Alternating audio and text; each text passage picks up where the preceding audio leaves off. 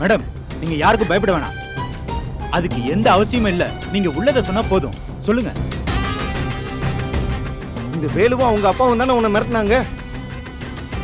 இவங்க தானே உன்னையும் உன் குடும்பத்தையும் மிரட்டி இந்த கல்யாணத்துக்கு சம்மதிக்க வச்சாங்க.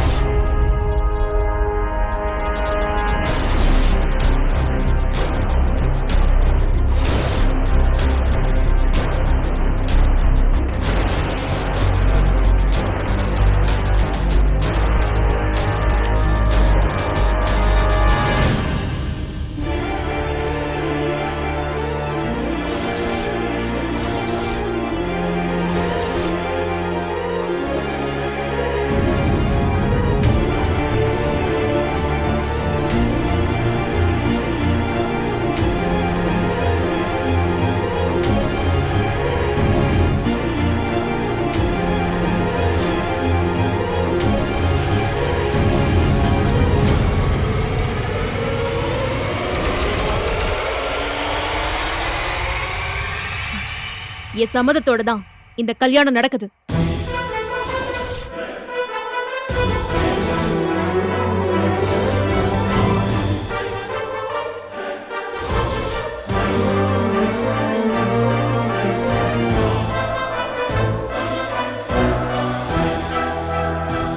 அப்படி சொல்லுடி ஏ ராசாத்தி.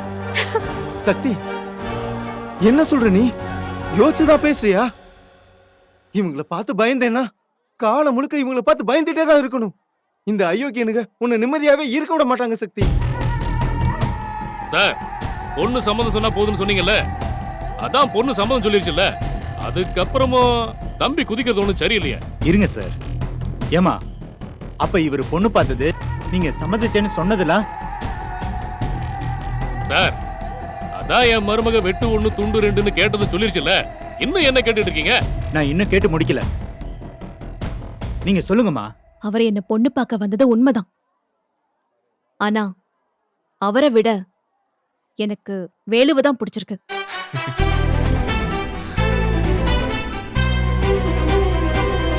அவர் என் மேல இருக்கிற காதல்னால எனக்காக என்னெல்லாம் செஞ்சாருன்னு எனக்கு மட்டும்தான் சார் தெரியும்.